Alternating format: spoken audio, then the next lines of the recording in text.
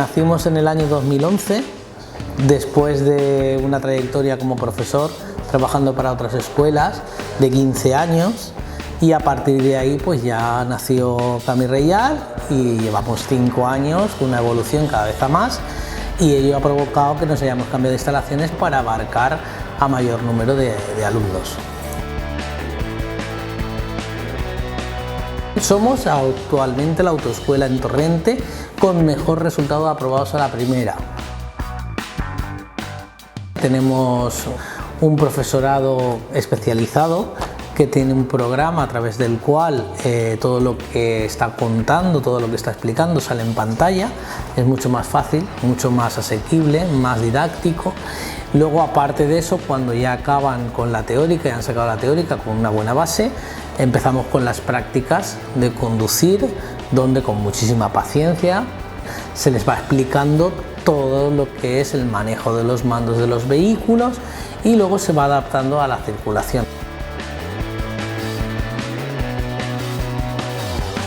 Para el permiso de la clase B tenemos 2 coches, tenemos un Giulietta, un Alfa Romeo de última generación, tiene el coche apenas 4 o 5 meses, tiene todos los últimos avances tecnológicos en cuanto a conducción eficiente y demás, aparte que está muy chulo.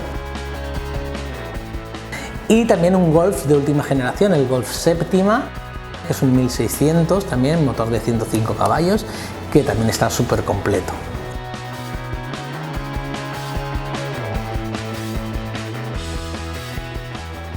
En las motos tenemos, para el permiso de la clase AM, que es el ciclomotor, tenemos automática o de marchas.